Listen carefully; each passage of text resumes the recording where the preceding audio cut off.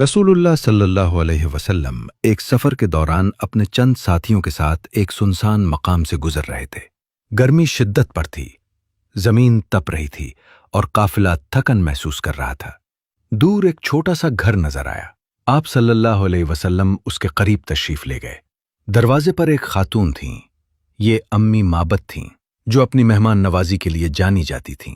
आप सल्लल्लाहु अलैहि वसल्लम ने निहायत नरमी से फरमाया, क्या हमारे लिए कुछ खाने पीने का इंतजाम हो सकता है? हम उसकी कीमत अदा कर देंगे। अम्मी माबद ने अफसोस से जवाब दिया, अगर मेरे पास कुछ होता तो मैं कीमत न लेती, खुशी से पेश करती, मगर उस वक्त घर में कुछ भी नहीं। कहत ने सब कुछ खत्म कर दिया है। इसी लम्हे रसूलुल्लाह सल्लल्लाहु अलैहि वसल्लम की नजर एक कमजोर बकरी पर पड़ी, जो एक कोने में खड़ी थी। आप सल्लल्लाहु अलैहि वसल्लम ने पूछा, क्या ये दूध देती है? अम्मी माबद हल्का सा मुस्कुराकर बोली, ये तो मुद्दत से सूखी है, इससे दूध की उम्मीद न रखें। आप सल्लल्लाहु अलैहि वसल्लम ने फरमाया, अगर इजाजत हो तो मैं कोशिश करूं। इजाजत मिली तो आप सल्लल्लाहु अलैहि वसल्लम इस बकरी के करीब गए, मोहब्बत से उस पर हाथ फेरा और दुआ फरमाई, ऐ अल्लाह, इस घर में बरकत अता फरमा। बकरी के थिन फौरन दूध से भर गए। अम्मी माबद हैरत से देखती रह गईं। बर्तन लाया गया, दूध दुहा गया और इतना निकला कि सबके लिए काफी हो गया। सबसे पहले अम्मी माबद ने पिया, फिर काफिले के बाकी लोगों ने, और आखिर में रसूलुल्लाह सल्लल्लाहु अलैहि वसल्लम ने भी नोश फरमाया।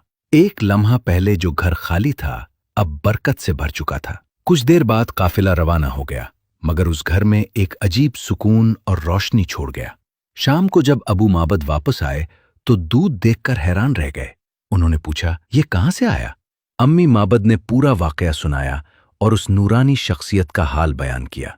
जैसे ही उन्होंने चेहरे और अंदाज का जिक्र किया, अबू माबद की आवाज बदल गई। वो बोले, खुदा की कसम, ये वही मोहम्मद सल्लल्लाहु अलैहि वसल्लम है जिनका जिक्र मक्का में हो रहा है। ये सुनते ही उनके दिल में यकीन उतर गया। कुछ ही दिनों में दोनों मियां बीवी ईमान ले आए, और वो बकरी वो बरसों तक जिंदा रही, यहां तक कि सख्त कहत में भी दूध देती रही। ये सिर्फ एक वाकया नहीं, बल्कि उस हकीकत की झलक है कि जहां रसूलुल्लाह सल्लल्लाहु अलैहि वसल्लम कदम रखते थे, वहां कमी भी बरकत में बदल जाती थी।